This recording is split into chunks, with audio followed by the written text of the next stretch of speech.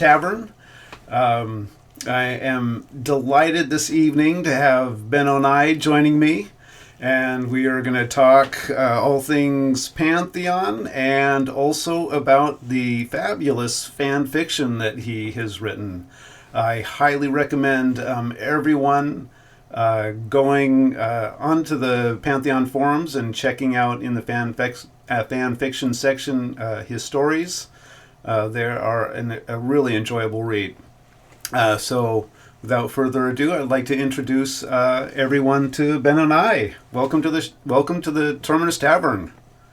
Good evening. It's fantastic to be here. I really appreciate you inviting me on to talk a little bit about this stuff. And let me just go ahead and start off by saying thank you so much for starting the Terminus Tavern, because it's absolutely been so much fun doing this. Well, it's definitely been my pleasure. And the Terminus Tavern Discord server is open to everybody. So if you're enjoying this show and you want to join us for further discussions, please check out the link on the Twitch website and join our discourse and our role play silliness on the server. Yeah, absolutely. So a little bit about you. What games have you played previously? Oh man. For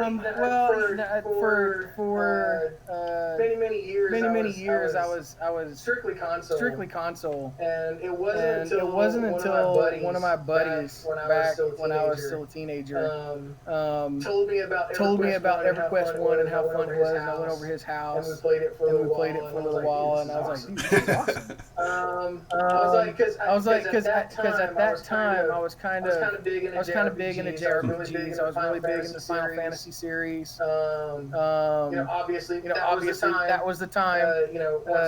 Once Final Fantasy 7 came out, and kind of brought Final Fantasy to Americans kind of en masse. I was hooked at that point. And so right on the heels of that, Legends of Dragoon, and kind of staying in the kind of JRPG role. And then when I was like, wait a minute, you can do this with a whole bunch of other people online? That is insane. So that's when I kind of made the switch over and started doing a lot of PC Cool. gaming. And I've always been a very casual player. I've never been hardcore. I've never been in a strictly raiding guild. I've never been in anything like that. I've always kind of been casual. But it's always been. I have the most fun playing MMORPGs when there's a lot of other people who enjoy the game for what it is. The time to relax, immerse yourself in something that's kind of fantasy, fantastic, and just really kind of enjoy being around other people who enjoy it, so that you can share that experience, which is really what they're all about. All right, we're going to work on some. Got some echo going on. It sounds like. So, sorry about that, folks. Still working out all the technical difficulties here. We'll get this all figured out.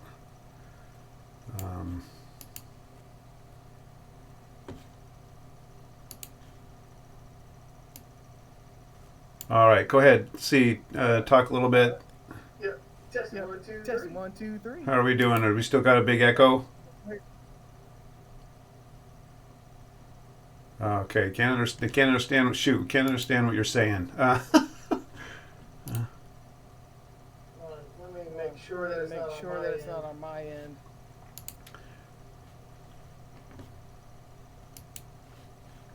Let's see. Sorry, folks. All right, let me. If I.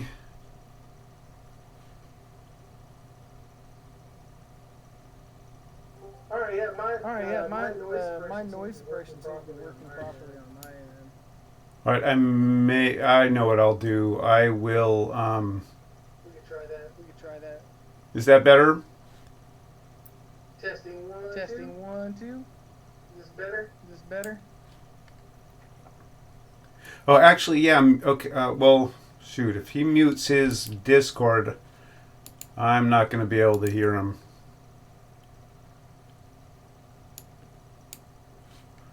Um,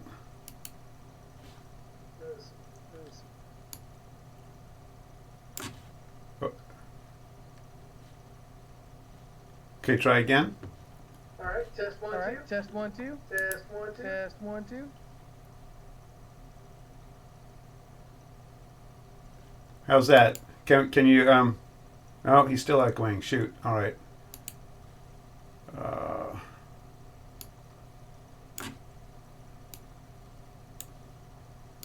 right. Go. Try again.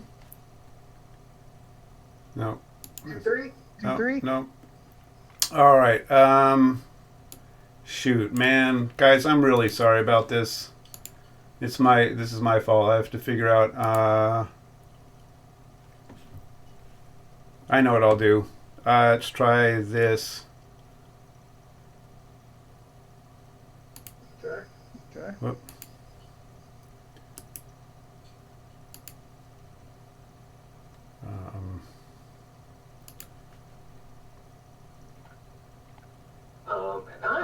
I actually have something that work. If I was on a headset, that might help as well. Okay, now I can hear you. Ken, go ahead and talk Benonai and see if they can hear you. All right. Test 1 2 3. 1 2 3. Can you hear him? We're coming through.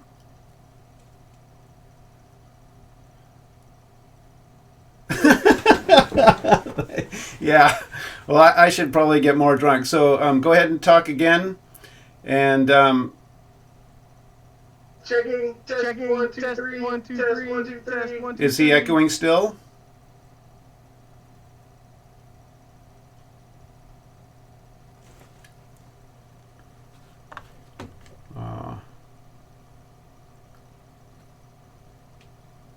Okay, I'm gonna drag Ninja up here behind the bar. All right. And man, I do apologize. This is embarrassing on my part. All right. Okay, welcome, Tech Ninja. Help us out. Help me help my technical incompetence. No, dude, I'm along with you. So we're gonna stumble through this together. All right. Sure. So idealistically, let's ask the crowd first of all. Am I echoing? Right now? Miss Snuffy. Please take. Snuffy is Tech Ninja echoing. We're trying. Please help us. It's a life preserver. Yeah, so I'm echoing.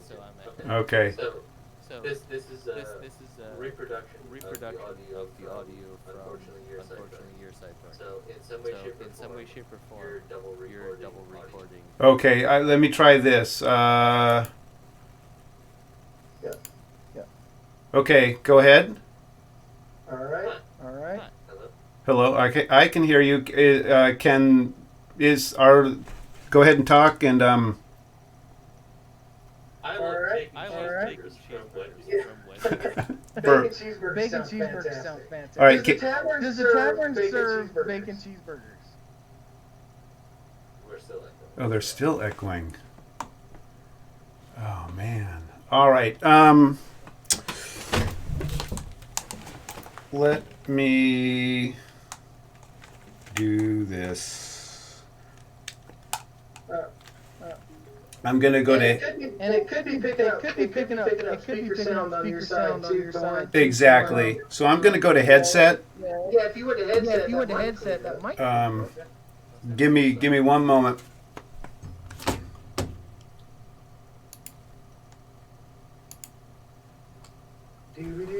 What's going on, Tech Ninja? I was thinking about going and getting a yogurt. I have some strawberry yogurt that I can mix, and it would probably help my digestion. Okay. Well, I hope you're not. I hope you're not starting with the making of the yogurt itself, because. Oh, absolutely. Yeah. No, absolutely. That would be a really long no process. trials on the first name basis. Thank you very much. Thanks, baby. I wouldn't even know where to start, and I'm pretty sure it's a disgusting process. So I'm not going to touch that one. Are you talking about pasteurizing, homogenizing? Yeah. Okay. Yeah.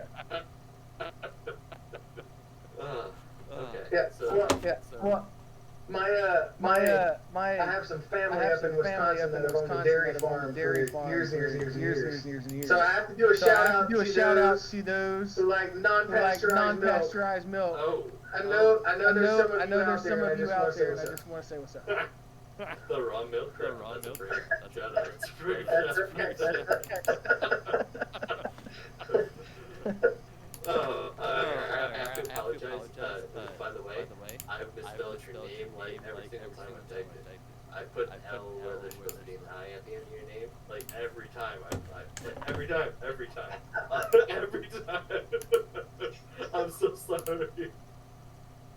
Don't you small text fonts? I don't know what's wrong with me.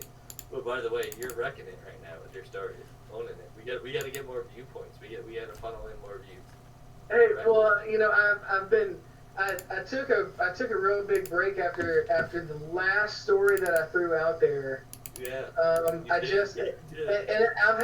had some big swings in between a few of them. It's because I have to really be feeling it in order to write. Like, there was a couple of them that I did write that I kind of forced myself, and I'm telling you, man, it was like I had to rewrite stuff 3-4 times before I was happy with it personally, because it didn't feel organic. And so but now I'm on the finale chapter of the one that's out now, Shadow of the Sun. I'm waiting for like the next episode of The Boys right now. That's what I want. You want what? I'm waiting on your next chapter, like I'm waiting for the next episode of The Boys. Oh, yeah. But yeah, it's coming, man. It's coming. It's hard, dude. It's I know exactly what you mean. Like, you have to be in the right state of mind. You have to be like in the I don't know if you're like me, but like I imagine my characters. Like, I sit around and I'm like, when I'm stuck in traffic, I think about the way things could have gone, or the way things went, or how things evolved. And then like I come down and I come home and I write a little summary here and there. You know? Yeah. I try to make it work, and then when I actually have time, when I can like, and I'm Hemingway with it. Like, I crack a beer. I can't. I can't sit down and just be like, oh, it's done all right in time. No, it's gotta be like, oh, I had a fucking shit day. I had 2 beers, and you know what? I gotta get shit out, and you know what?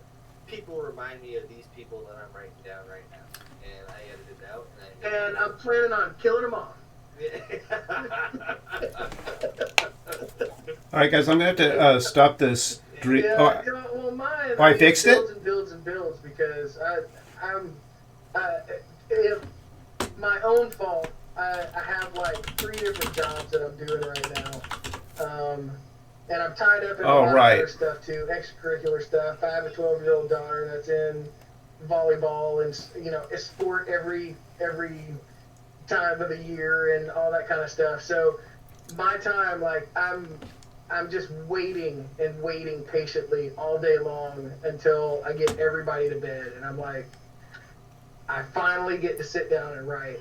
And then, if I've been feeling it, and I'm like, okay, I know exactly where this is going, I know exactly what's going on. Right. I'll sit down, and I'll look up, and it's like 3 o'clock in the morning, and I'm like, crap the next day. But you know what? I got that chapter done. So, mission accomplished. But it's also your favorite characters too, right? It's like a character that you really want to write all the way through, or build the backstory for, or make sure that you have the right amount of fucking substance to make sure that the story is elaborated to the point where you can take whatever blurb that you're trying to talk about in the chapter and talk about the story at large that you have already imagined Yeah, yeah. And when it comes, when I really start, when I know that I'm ready, it's because I can basically visualize it. I see everything as a movie, I guess, in my mind, and all I'm doing is I'm just writing what I see going on in the movie, and it has different scenes, and it's got cut scenes, and it's got flashbacks, and I mean this, and I try to put that into words as best I can. But when that stuff comes to me, when I'm writing my stories, that's exactly how I see it. It's like, oh my goodness, it's like I'm watching it on TV, and this is what happens. So for fun, considering the changes that have recently happened with the website, have your characters, do your previous written characters, do you see them looking differently as you move forward? Not really, not really. The first character that I started with, Hanai, was he was what kind of my alter ego I always wanted it to be. This he's very rogue-esque. He's super skilled, but he doesn't want to be. He just wants to be left alone, to farm his land, to be an average guy, but he can't because he's caught up in all this turmoil and struggle and political stuff. And so I was like, well, I'm gonna have to kill him. So how do I keep that going? But yeah, I mean, he was really one. But so far, I've been so lucky. I have reached out to Estulame several times with no response. Obviously, he's not going to spill any news for anybody's reason. But I have written him so many times asking him. Don't just skip over that. He's never responded to you. No.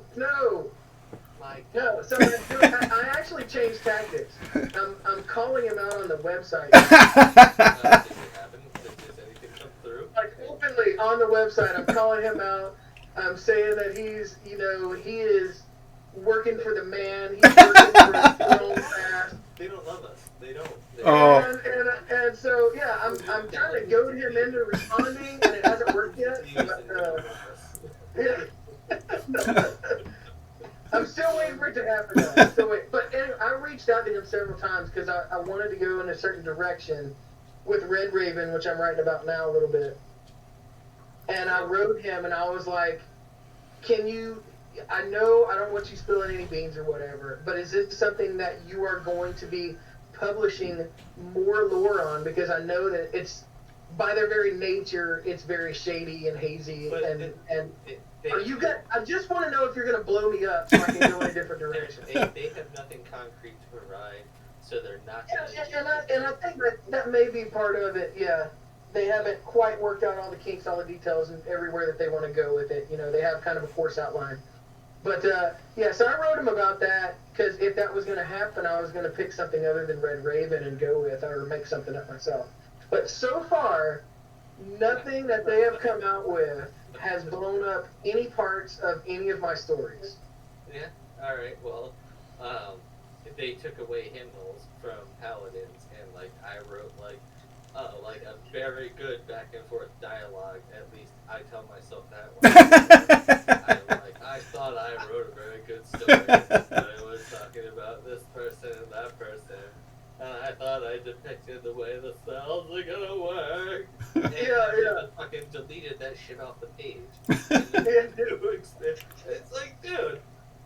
Yeah, and I have not done it. I haven't done it really just specifically for that reason. But I have completely stayed away altogether from naming any type of ability that shows up on the website.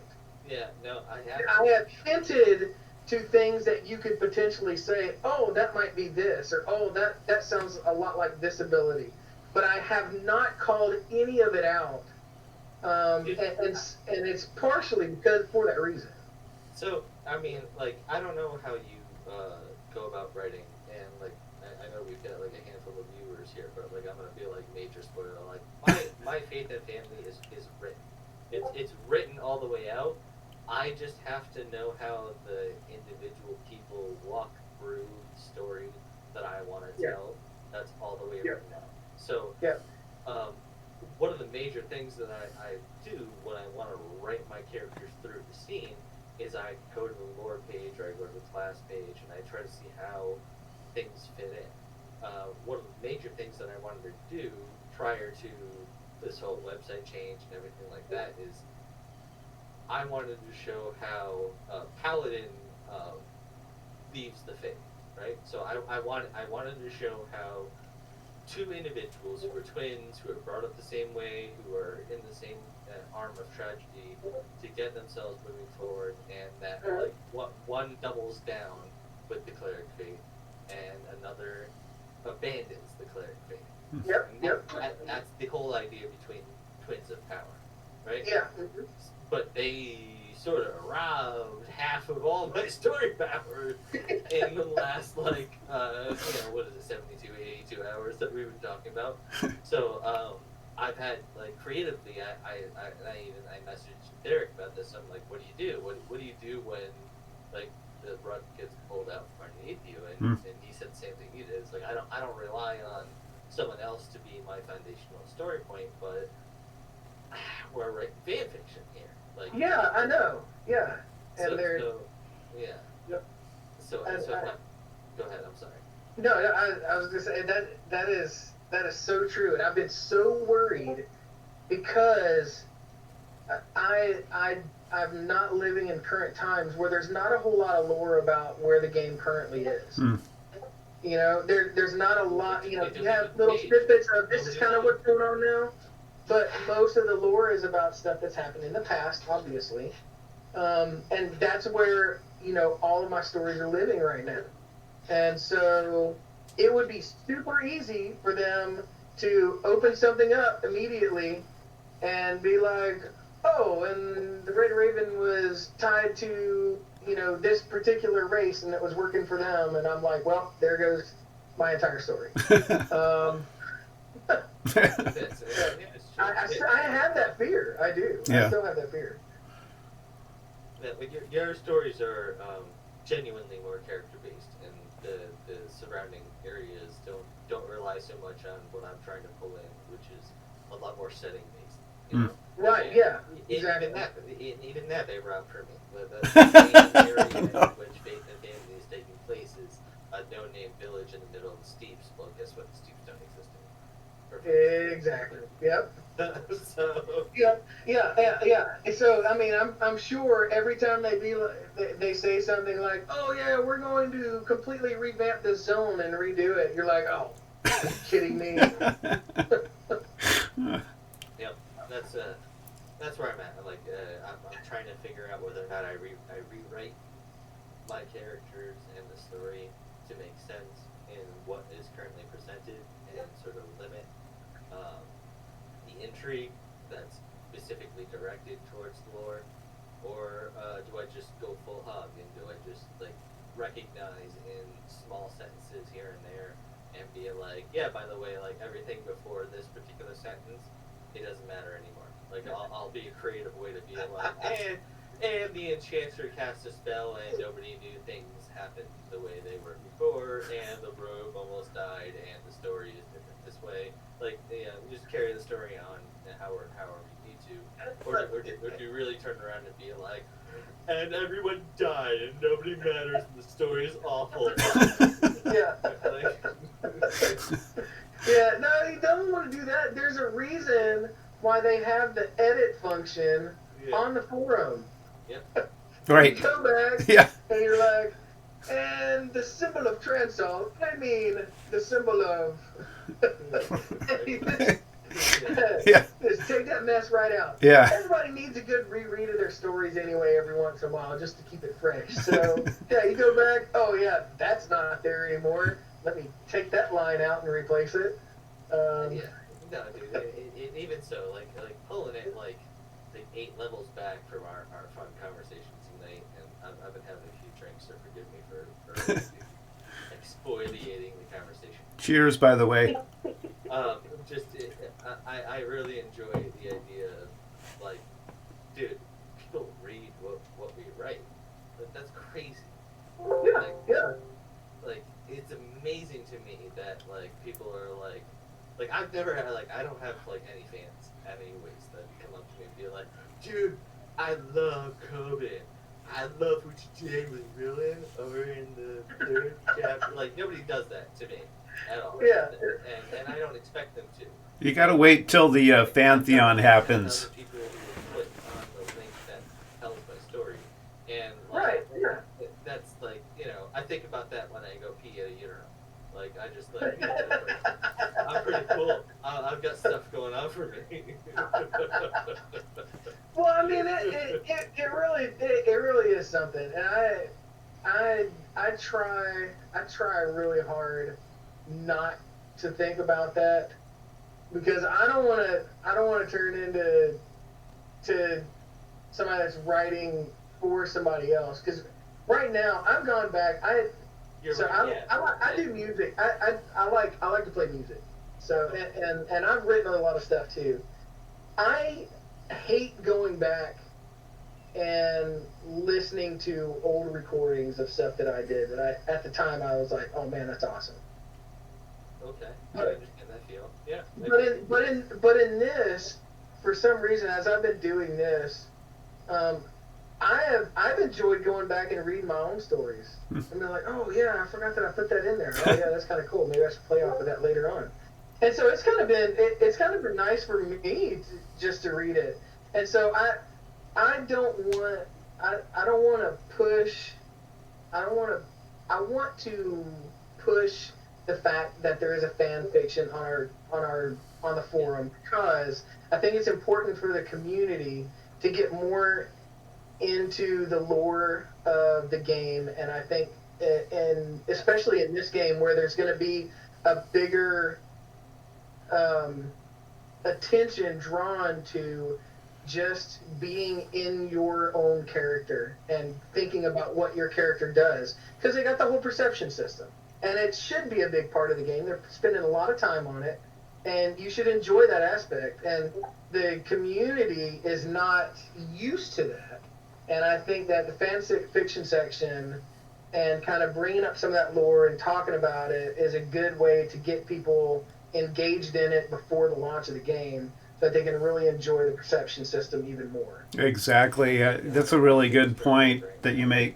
Personally, is the idea. I think that if we could get around and speak more about the way that think behind the scenes and how development will go.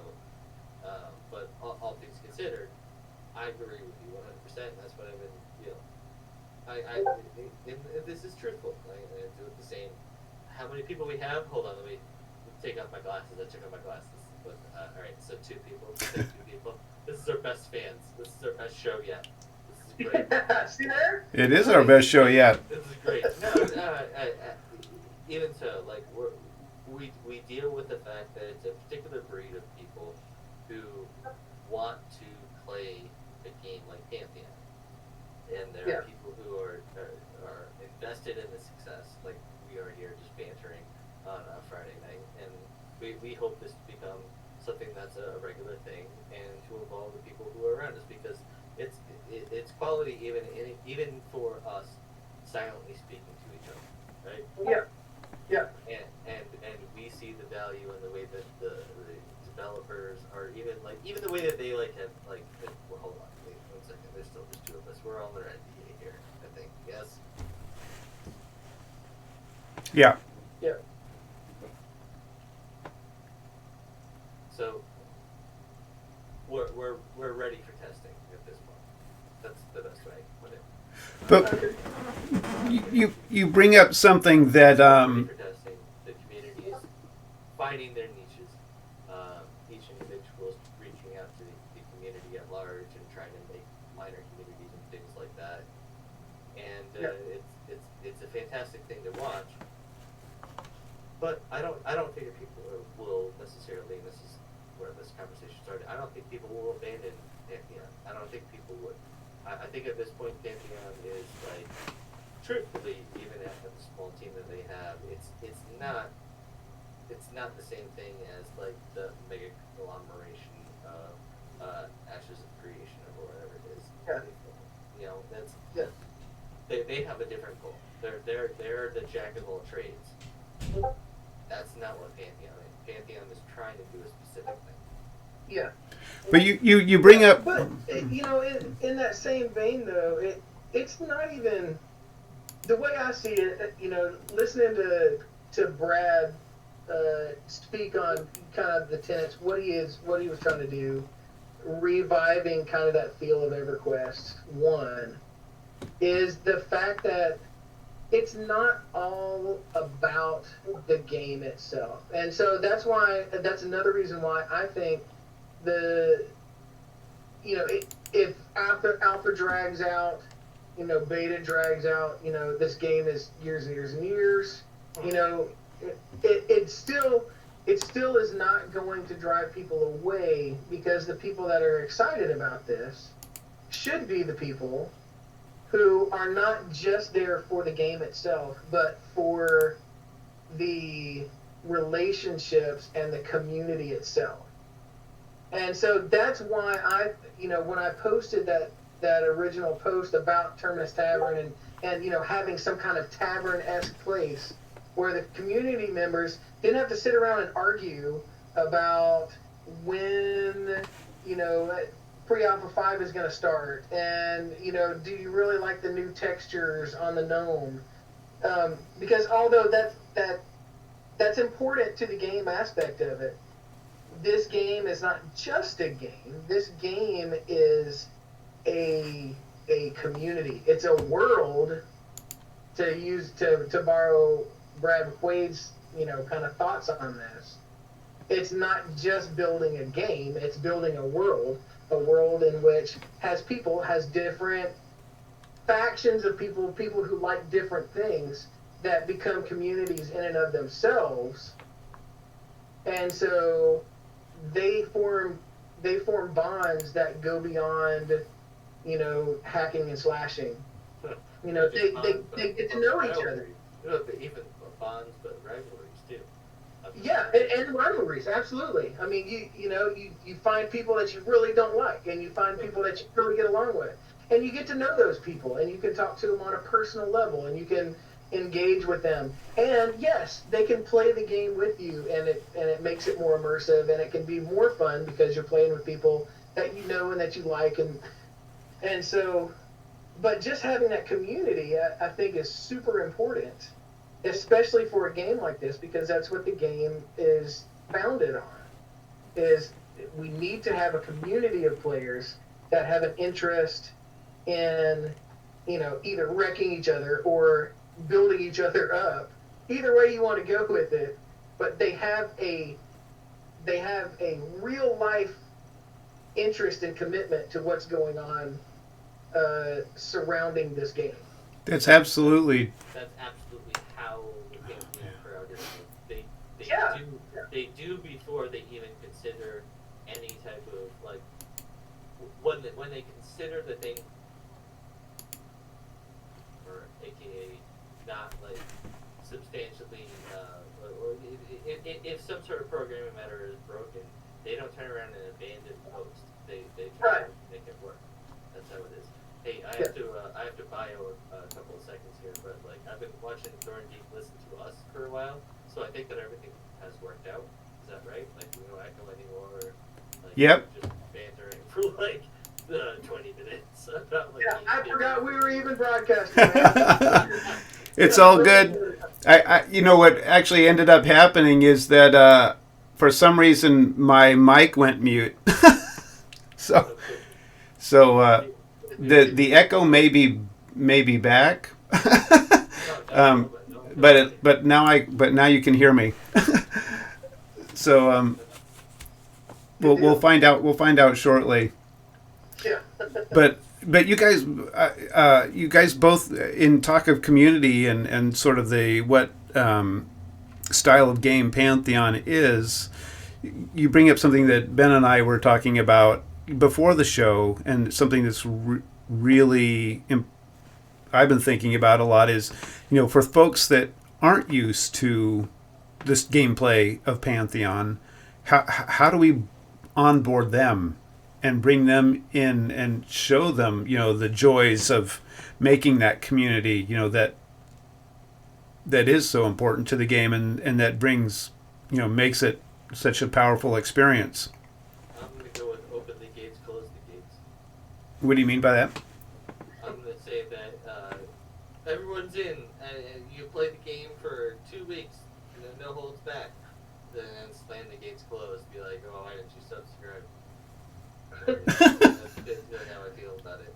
I think that people will be very hooked just trying to get in and get things going, and as they industriously try to improve their character for free for however many days, 14 days, 21 days, whatever they choose, the situation, they're never, like, it's as we've all discussed, it's probably somewhere around like 700 to 900 days you complete a character.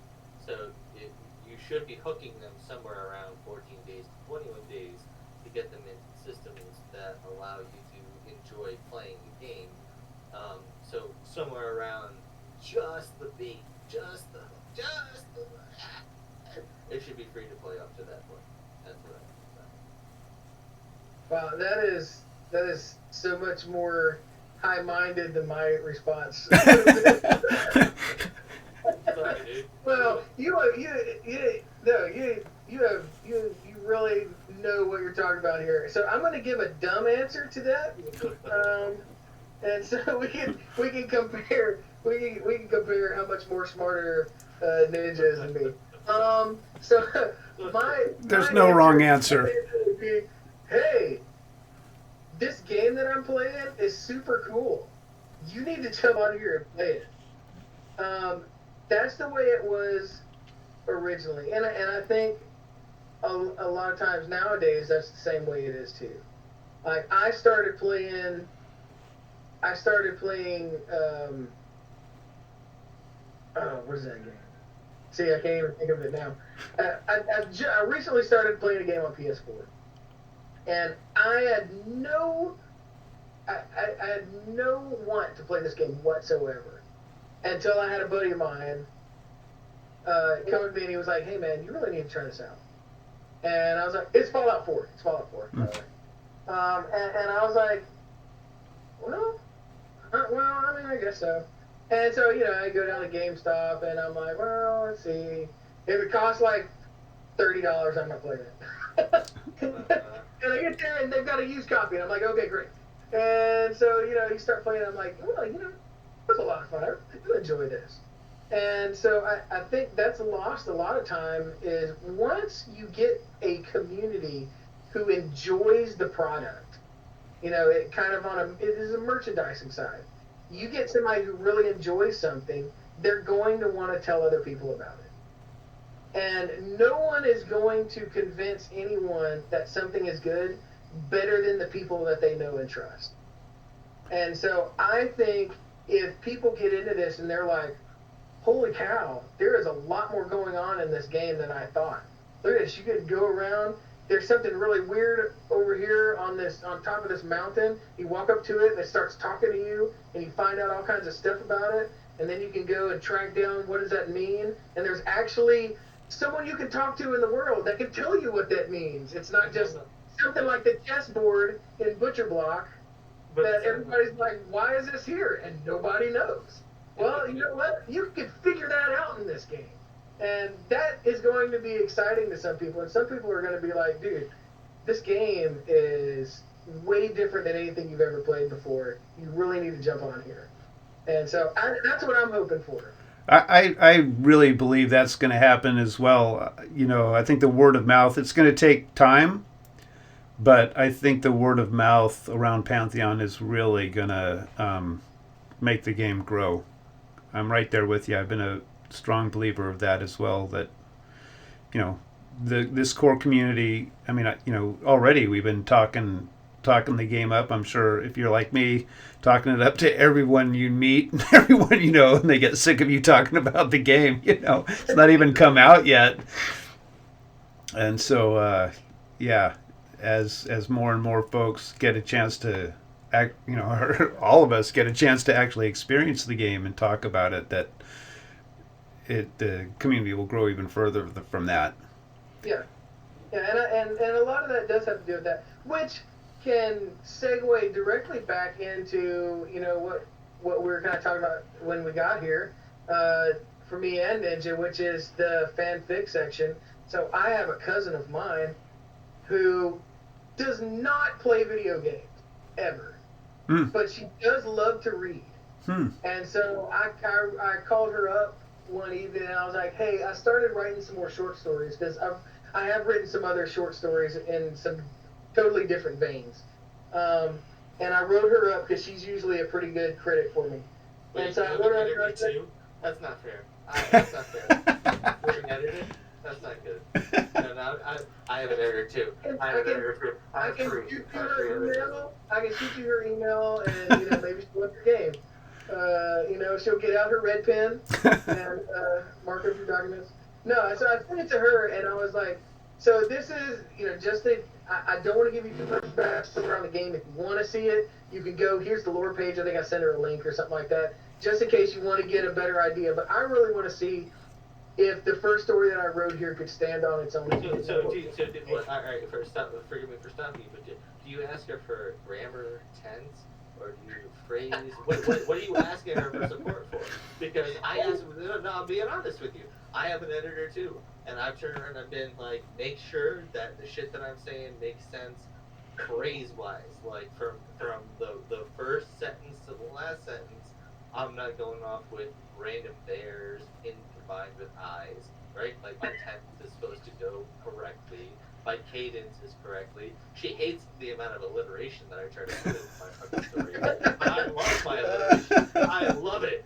Yeah, you got to tell her, hey, look, this is just the way these characters sound. I don't know what to tell you. This is the way they talk. I'm sorry. Yeah. Keep going.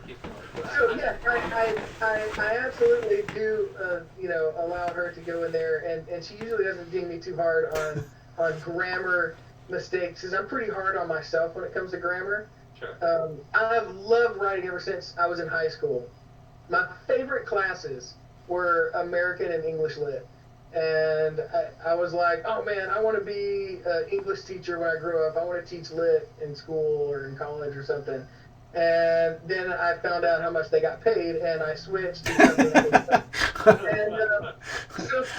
else.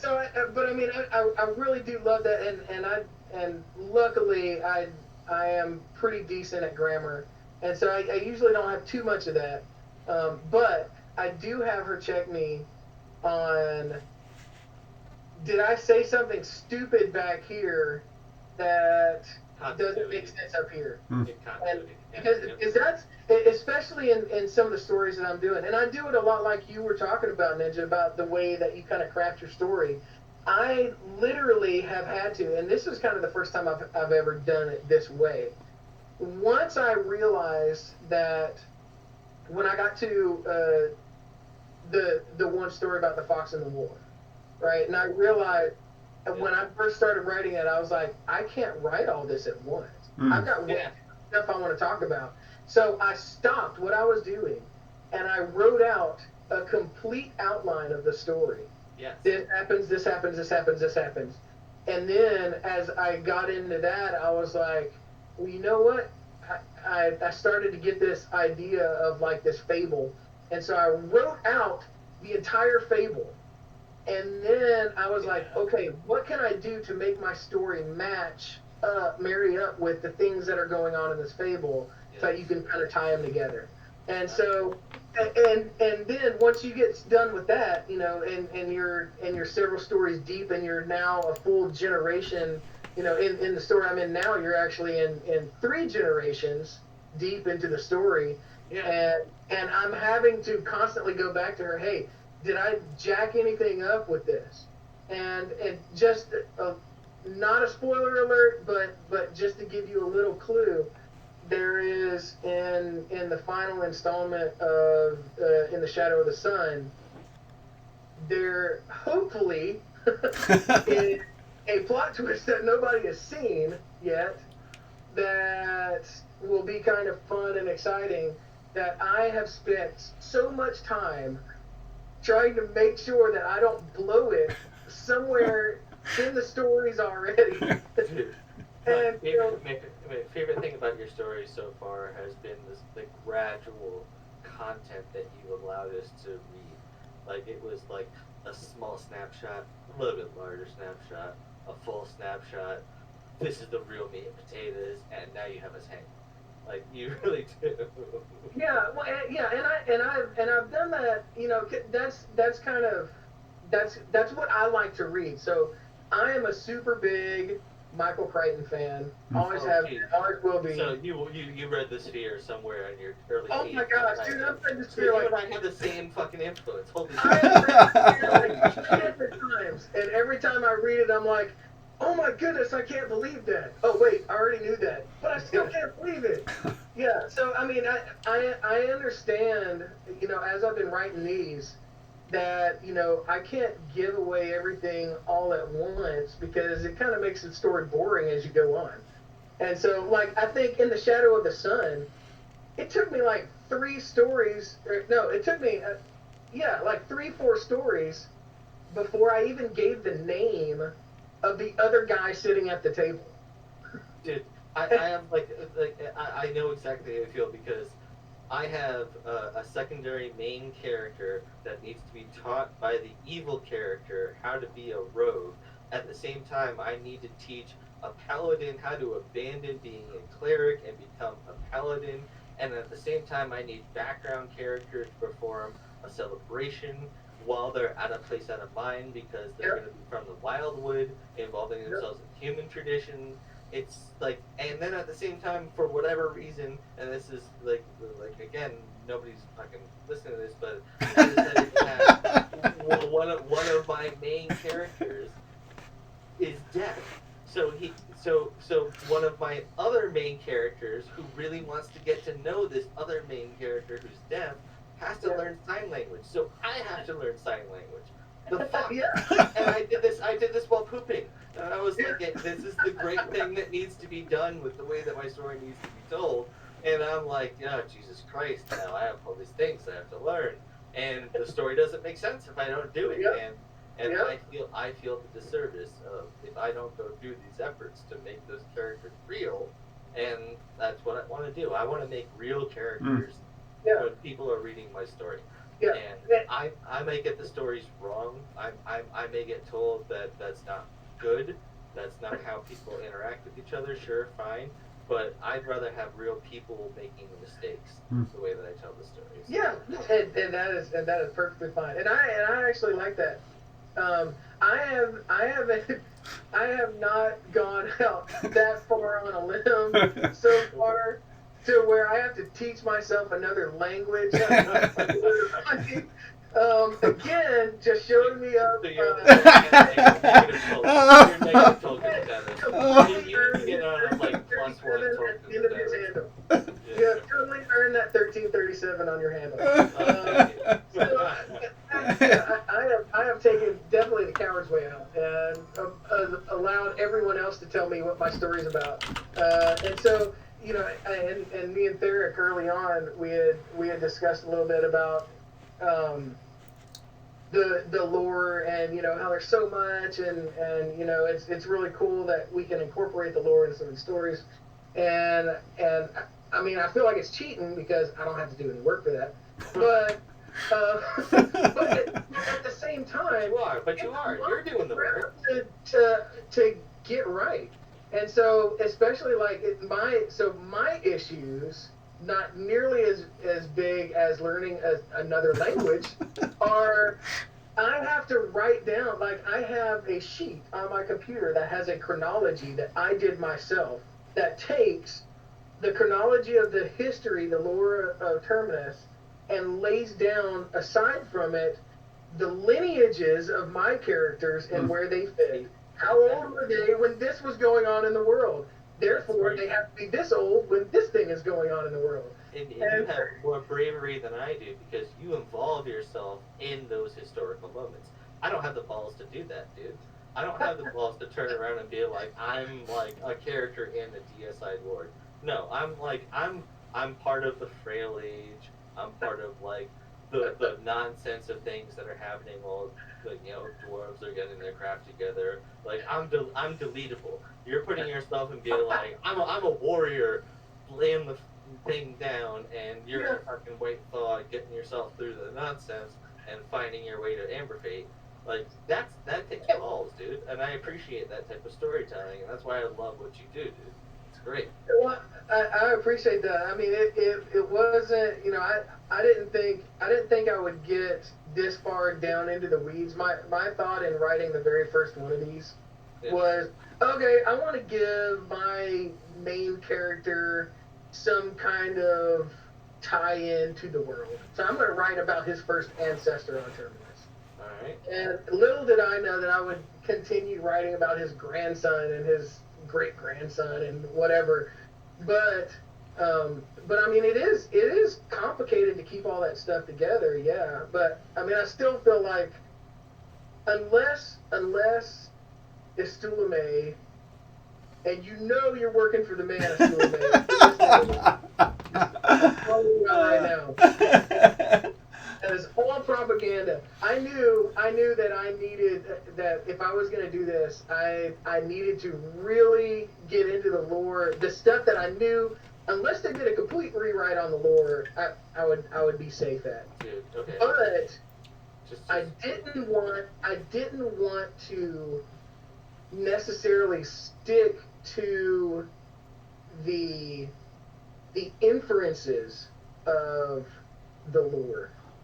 All right, so obviously we have kind of snapshots in the lore that's, okay, this is where humans are, this is where elves are, this is where the dwarves are, and this is kind of some snapshots of what that is. And so in today's political, kind of climate that we have in the world right now, it just kind of just happened that I was like, you know what? The winners write the history books. That's the way the world works. And that's humans have had a fantastic run, and they've probably whitewashed all kinds of stuff about what really happened. Yeah, I want to play in that gray area. Okay, we can have the same facts, but we're going to have a completely different reason or way that those facts actually went down. Mm. Well, it's interesting you say that, and it's kind of telling that the new website doesn't have the lore tab like it did before. They have a story, man. Yeah. Don't make me cry.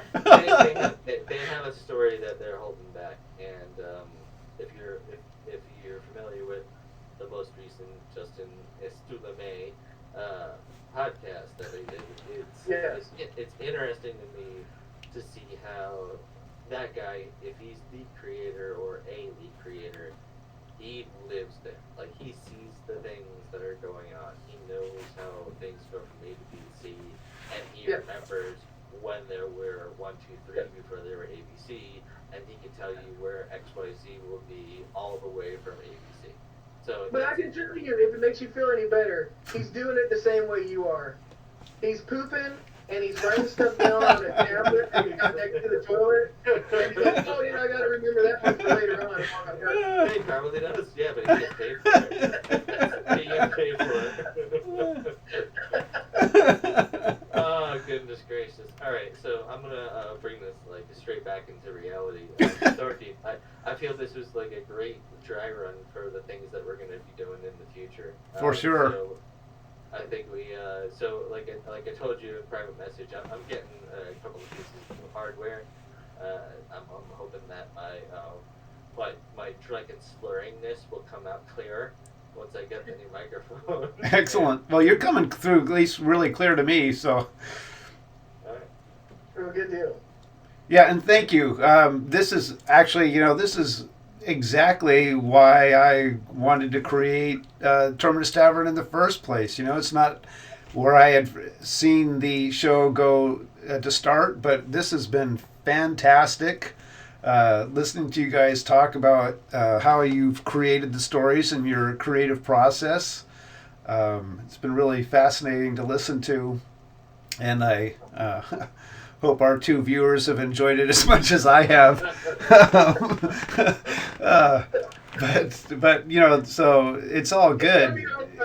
It'll be seen by the masses eventually. Yeah, and it's about creating community here around Pantheon, and we can go off the beat. It's about exploring in the journey. We can go off the beaten path. We don't have to follow the rails. That's right. This is just bar talk right here. Exactly. It's the tavern. That's right. Yeah. So I hope you guys are enjoying a drink as much as I am. Well, if we're keeping this going, I need to take a brief commercial break myself. All right, I'm going to actually drop you back down again, Tech, and thank you so much for jumping in. And a shout out, we're going to have Tech Ninja on a later show, probably October 1st, but we'll nail down those dates for sure. And so I look forward to that conversation, and we'll continue on. So thanks again for hopping in. Yeah, it's awesome. Oops, sorry, dropped him out too soon. Oops, snip. Sorry, man. I didn't mean to do that. So kind of getting back to where we started, and thank you so much for just going with it. That was awesome. Really enjoyed that. We kind of touched on a little bit, but so what made you start following the development of Pantheon? It was an accident. I was sitting around and I was on P99, and I don't know, just goofing around, doing whatever. Because I would spend an awful lot of time leveling. I spend a whole lot of time course running and just talking to people and seeing what all weird stuff is going on with the players that are on there. And so, I don't know, stalking, I guess, is what some people call it. So I was on there, and somebody had mentioned it, and they were like, Brad McQuaid's making some brand new game. And so I was like, oh, that sounds kind of interesting. And so I went on the website, took a look around. I watched some videos, some early videos. I mean, it wasn't too early. I think I started following around early 2018 or something like that. Okay, yeah. Maybe 17 sometime. Yeah. And it hadn't been too long before that, I guess, when PAX East had happened, and they had a lot of content come out of that PAX East. And so I was like, oh man, this is actually kind of cool. And so I went on the website and I started surfing the forums, because it's been a long time since I had really been in an MMO a lot. Right. And so I was like, oh, let me go check it out.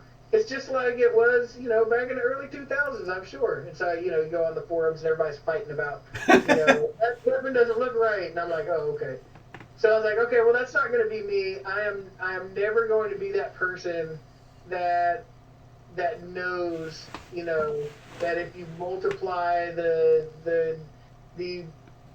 multiplying factor on this sword, it's going to be 2.7895, more. And, if I parse all my data, you can see that I'm hitting them for, 6 more hit points every 3 minutes. That ain't me. That ain't the way I've ever played right. an MMO.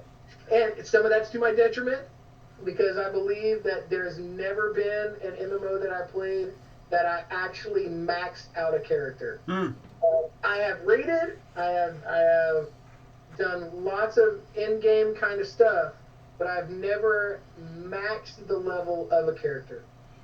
And some of that is the creator's fault, because they keep moving the finish line. Right. And I'm like, you guys, I was almost there, and then you had to add 10 more levels on. What are you doing to me?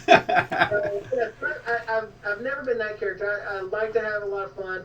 A lot of times I've been in different guilds where I would just make up random quests. Oh, cool. And like, hey, come on, we need to go on this quest. We need to go find this chalice of, pretzel cheese or something. And so, you got to kind of search around, different towns and stuff, because that's more the fun content to me, is just being able to live and do different things in all these worlds. And you have all these houses that you can walk in, and all these rooms that you can visit. And why isn't anyone in this guy's bedroom on the backside of this town? We can go in there. How come nobody's in there? Like, doing whatever. Right. Shots or something. I don't know. Somebody needs to be using that room. The content creator spent a lot of time making that room. Somebody should be enjoying it. And I think that'd be me. And that's your You're the person to do it.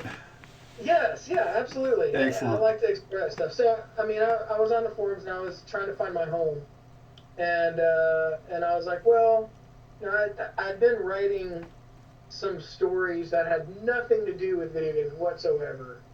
I had not done that for years and years and years. And then the last time I actually wrote the actual story of me getting my rogue epic in EverQuest 1. Ah.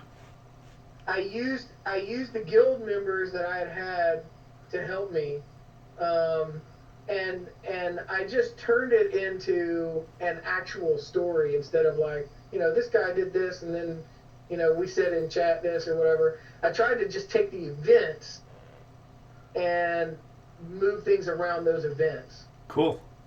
And so that I did that, and I was like, man, that was so much fun.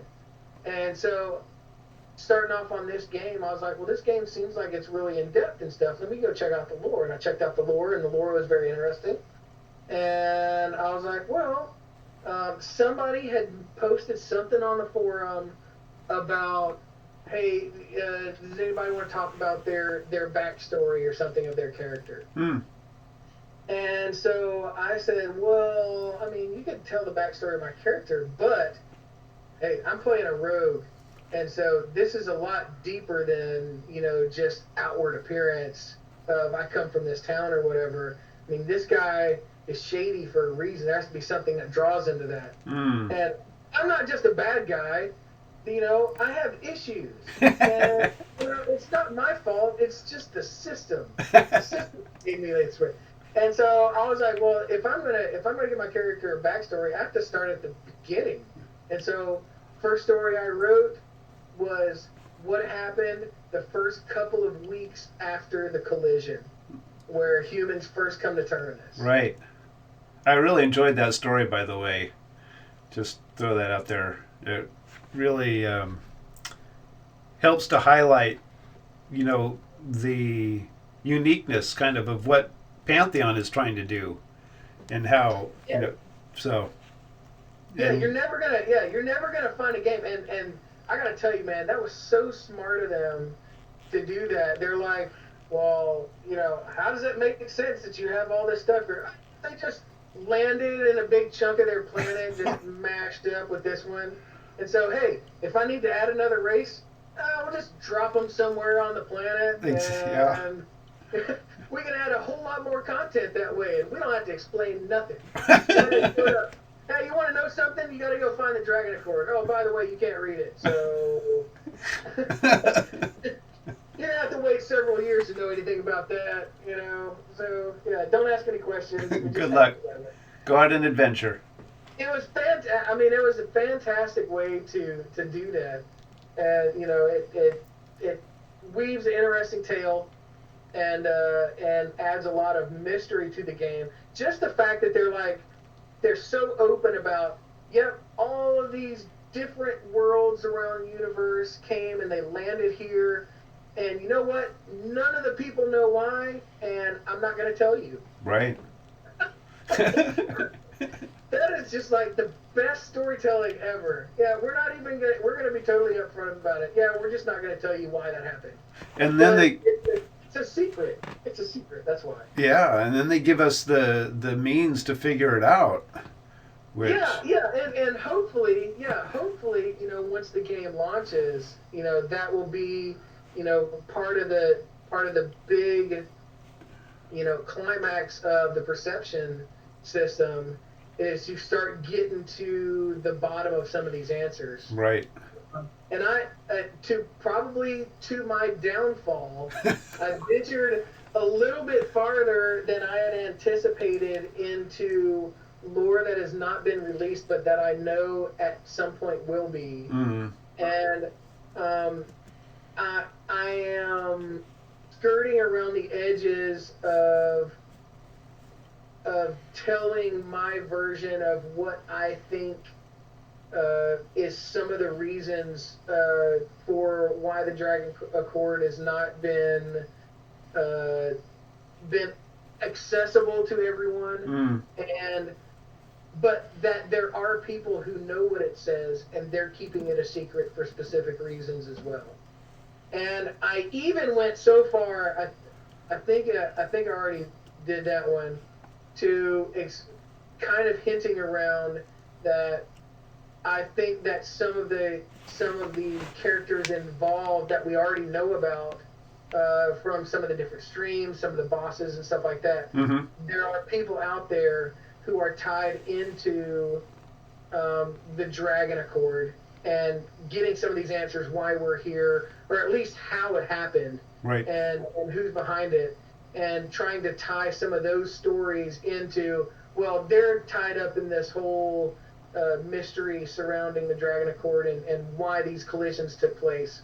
And I'm trying not to say too much because I don't want the Stulame to blow me up. But I am at least starting to opine slightly on some of these things that are going on. So. Well, very cool. I look forward to delving into those stories for sure. And even if your version tends to be, it turns out to be a little different than what the sort of official version is, it's all good because it still builds around the feeling of a complete world, which we're looking for. Which brings me to my next question. Brad was known for saying, I want to make worlds, not games. So for you, what turns a game into a world? Yeah, and that one, I've actually given that one some thought, and first of all, I think it's very different for everyone, and it centers around kind of what they get out of just playing a game. Right. And I think it's important to realize, hey, these are games that we're playing. There's nothing super serious going on here. It's entertainment value. And so part of that entertainment, everybody has kind of a different way that they're entertained. Right. For me, myself, I like a good, interesting story. So that I play very little. I do play some, but I play very little like first-person shooters, stuff like that, because you're just running around, running and gunning, and there's not a whole lot of story involved in that. Right. I gotta say to all you guys out there that like Battlefield, I am a Battlefield fan. I do like to play some Battlefield. I am horrible at it. I get shot a lot. But I do enjoy it for whatever reason.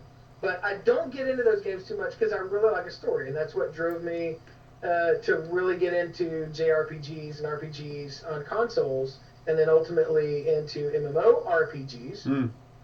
But that's kind of where I was. And so, you look at a game like EverQuest 1, WoW, even to an extent EverQuest 2, because they were still, even though it was kind of Candyland-ish and kind of follow the bouncing ball, it still had interesting stories in the game, and so I still enjoyed playing that. But that was what really drove it. I remember walking around in EverQuest 1 and seeing stuff and being like, oh man, I wonder what that is. I wonder why that's there. And trying to find out if there was a reason for that. Can I find this symbol that is on this one texture on the outside of this castle? I wonder if that symbol that's on that texture that they put there is on somewhere else in this castle that they built. How many of those mysteries do you feel like you were able to just figure out in EverQuest? I found out that I'm horrible at solving them. So what what I did was there is a fantastic YouTube channel called Mike Shenanigans, who is immersed in all things EverQuest 1. And I only found him only, I don't know, 2-3 years ago. Huh. But this guy, he goes around and he has found a lot of these mysteries. And even if he doesn't know the answer, he always puts them out there. Why is this there? Well, let me tell you what everybody has thought for the last, 20 years? Man, I feel old. Yeah. I mean, there are people out there that have really spent time going into that, and I think that is fantastic. That you can make a game so compelling that people are like, I have to know why this urn is in the corner of this room. Right. It doesn't look like it goes there. Why is it there? I am going to scour the entire game and talk to everybody I know on 6 different forums till I find somebody that knows something about this. And that right there, I mean, that's the epitome of being immersed in something, when you're that tied into resolving something about it. For sure. And so for some people, it's about loot, and you have those great stories about people sitting around for, 2-3 days, peeing in a bucket, they can't eat, they can't sleep, and they finally get their J boots. Right. And it's like the best story they can ever tell anybody that they know on forums, because they can't tell anybody in real life because they would be locked up in villains. But the people that you know on the forums really understand it. They're really proud of you. Right. And so that kind of stuff, it's great for everybody. But me personally, I am all about the story. I am all about finding out those little things. And before, in games, it's always been, well, we'll put it out there, but we don't have to spend a lot of time on it. Something interesting to put in there. In Pantheon, they're putting that information, they're making that stuff, they're making that urn with the weird symbol that doesn't seem to belong in this house somewhere. If it's there, it's probably there because it means something. And if you look hard enough, if you look deep enough, it's a fair bet that you can find the answer to that. Yeah, I certainly hope so. I'm so excited about being able to do that in this game. Yeah. Yeah, for sure. Well, that leads me really well to my next question: is there a story behind your name, Benonai? There is a short story about that. Yes. So in the Bible, one of Abraham's sons was ultimately named Benjamin. And so his mother died during childbirth. And so as she was dying, she wanted to call his name Benoni, Benoni, because it means son of my sorrow. And so I had always thought, that would be like a super cool, that's kind of an alter ego type of me.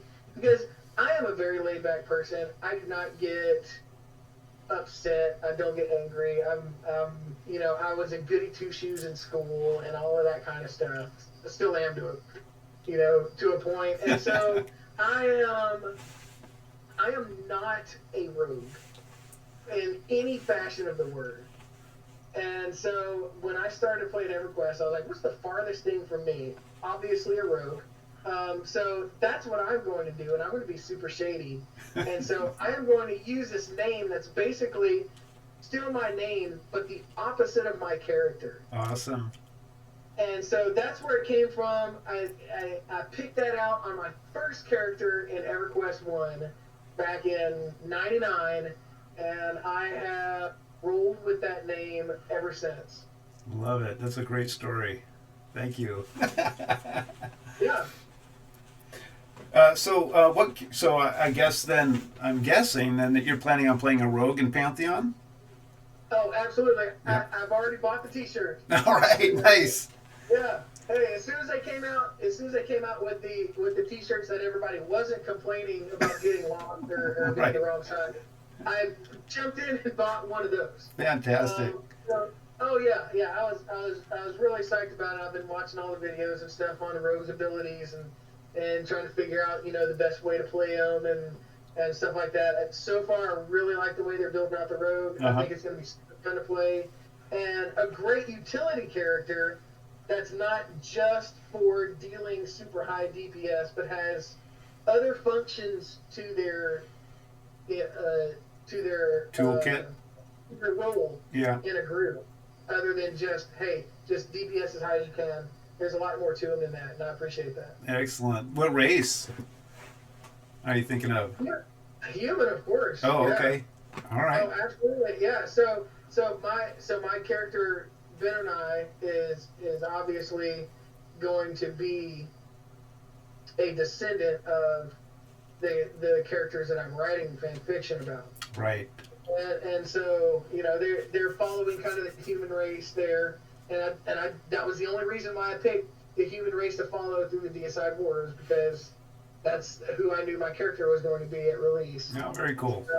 So yeah, once I get through that, I really have been thinking about, because I've always had one main alt when I'm doing games as well, and that's usually been a paladin. Okay. And it usually is not a human. It's some other race. And it's been different for different games. But I've given a lot of thought of going back and doing a kind of a character background on the alt as well, and seeing if I can tie it in different times and locations to my other stories. Very cool. Have you decided on a race for the paladin? I have not. There's too many super good options right now in Pantheon. I mean, the Myrrh is one of the ones I would really like. However, I don't think Myrrh has paladin options. I don't think they do either. I think there's only. I may have to, if I really decide I can't not play a Myrrh, I may have to fiddle around and change his role, his class. But I'm really leaning heavily towards Myrrh. Dwarf is obviously a great pick for a Pally, especially with the abilities that they just released. I think that would be a really good bet, was to do a Dwarf Pally. Yeah. But it's a little too cliche, and I want to appreciate the fact that Pantheon has kind of gone outside the box here on this Myrrh race, and give it a shot. Excellent. Yeah, I'm struggling with that myself. I mean, so many of the races. I love what they've done with the halfling and the gnome. All new takes. The Scar. I don't usually play evil races, but it's so interesting. It really is. Yeah. So. And the backstory to their race is fantastic. Yeah.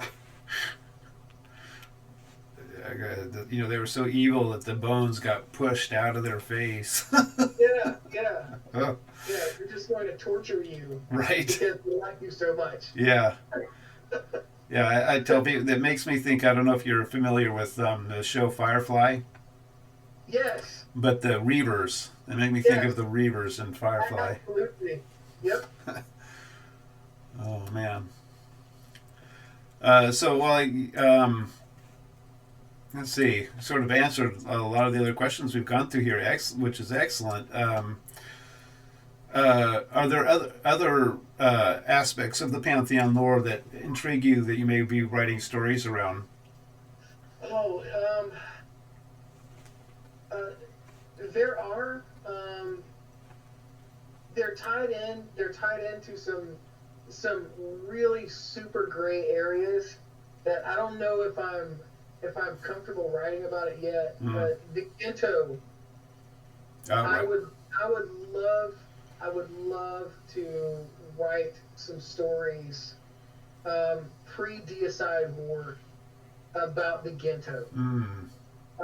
But there's literally just a handful of information about what was going on. And one way that's great, but in another way, I am sure that there is going to be more lore that posts about a little bit more of the history of the Gento. At least I hope there is. Yeah.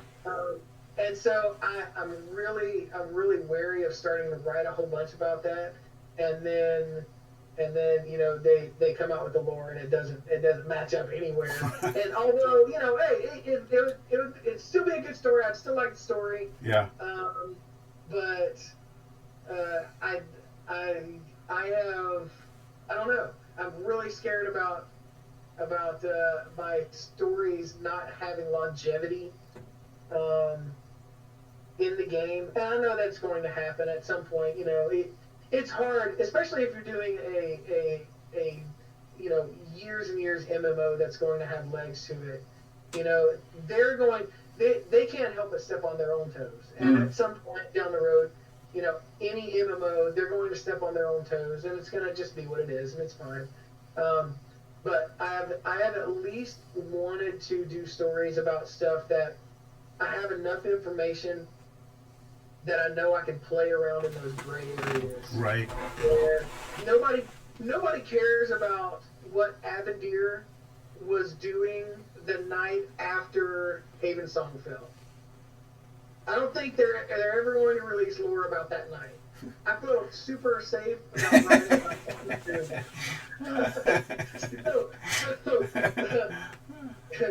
So that kind of stuff, I'm like, oh man, yeah, I can spend all day writing about all this stuff that was going on, or characters that have never been mentioned, but that have to be there just because there has to be a general to the army that was leading Haven Song, right? And he has to have some kind of armor bearer helping him or whatever. The clerics, they had to have a leader. They obviously the humans, they're seafarers, and so there's going to be people that have a navy at some point, and there's going to be people that are in charge of. One of the main characters in my stories is a female that is the captain of the cavalry units for the army. And so, obviously they're going to have some kind of, I hope they have horses in the game. I guess that could blow up on me. But I guess I never actually said, I may have never said horses. I don't know. I have to go back and look at that one. If I did, I'll have to change it to a warhog or whatever it is. But for now, I can stick with horses, and that's what I got in my mind. So, but she's a captain of the cavalry. Yeah. Not going to ever be mentioned in lore because she's not important enough. But she may have done some things that affected the people who are important enough. For sure. Yeah, well, and, having read the stories, I mean, you really make that clear. And that's one of the compelling things about the stories that you write, that you show, you bring in all the various characters and how they impact the people that we do know about. And it just gives the whole world and the lore that much more depth, which is a lot of fun. Yeah, and I a lot of that stuff, I'm writing for me because I'm sitting around and I'm thinking about, oh man, I wonder why that Avendir made this decision. I wonder what he was doing when he went back, because you got to think about well, you don't have to think about it. 99% of everybody who plays this game is never going to think about this, but I did. When the first time the Sacred Six go to the island of Vesu, right? Yeah. Avendir is a teenager at that point. Would he have accompanied his father, knowing that one day he's going to be king? Would he have accompanied his father to that meeting with the Gento on Vesu? Probably. Yeah. I mean, it makes sense. So, hey, well, what was Avendir doing while he was on the island? And how did that impact after the Deicide War is basically over at that point, and he travels back to the island of Vesu, and we do have some snippets of lore from Stulme that talk about his trip back there and kind of his thoughts coming back from that trip. Well, how did that earlier trip affect the way he's thinking now? And is the way that story that Stulme told about that, can that be taken in a different context and twisted and put it in a kind of a different light? Right. So you have a little bit more political intrigue. So. Yeah. Awesome. So, we're back to echo again. I think it is that when I fixed the problem by muting my mic, so I'm gonna have to. Oh man, it sounds like a megaphone. I'm really bummed about that. Well, I'm got 2 more questions here real quick. We'll roll up, and then I do apologize because it's been a fantastic conversation. I really enjoyed it, and I'm sorry that the sound quality has been so poor. I will definitely go to, I'm not sure what my computer is doing. I switched over to the headphones, but it didn't actually switch to the headphones. It's still, it's still going through the computer. Anyway, so do you like Terminus Tavern's a lot about role play? Do you like to role play when you're playing these games? So do I like to role play while playing? I do to an extent. I like to play around with it when you find people who also like to do it. Yeah. It's obviously no fun going around and trying to role play when everybody else is like, dude, shut up. Right. It kind of takes you away from, wanting to do that or whatever. Yeah. However, I found that most people, when you're playing, if you engage them in a quasi role-playing field, most of the time they're playful enough to counter that and play along a little bit. For sure. And so I think that's where I spend most of my time is in that kind of in and out of role play, drop a couple things here and there, while still trying to have a normal conversation as well. Yeah. And so I have done some role play, but most of it is pretty lighthearted. Which kind of that's kind of the way Terminus Tavern has been so far on the Discord channel. Has been very kind of lighthearted. We jump in and out of kind of a role play feel, kind of at a whim, and it doesn't bother anyone. You can be in role play, you can not be in role play, and everybody has just as much fun doing that themselves. Exactly. It's been great. Yeah, we'll create an open environment for people just to have fun in however they like. Yep. Well, thank you so much. I think we'll end the stream here. We've been going for an hour and a half, and it's been a really fantastic conversation. I will get the sound issues figured out for next time. And again, I do apologize to you, Benonai, because it's been a great conversation. And to those that have stuck through the show, bearing with the terrible sound quality that we've had. But this has been a real pleasure. And moving forward, the show is going to switch to Thursday nights. And we'll be going bi-weekly. We're going to be alternating our show with the nights that Pantheon plus you show. So they'll be streaming one Thursday, and I'll be streaming the Thursday after. And then I'll probably switch to a 6 p.m. time for that as well. So we'll be Thursdays, every other Thursday from at 6 o'clock. So thank you again. If there's anything, Ben and I, you'd like to finish off before we end the stream, the floor is yours. All right, yeah, I wanted to say that I really appreciate the lion's share of work that you put into the Discord and kind of taking up the mantle on doing a show too. That's not super focused on every detailed aspect of the game, but a place where you can come and you can have a nice conversation. You can talk about the game, and then you can talk about some other stuff too, and just really have a fun time doing it. So I really appreciate the forum that you're giving here with the show.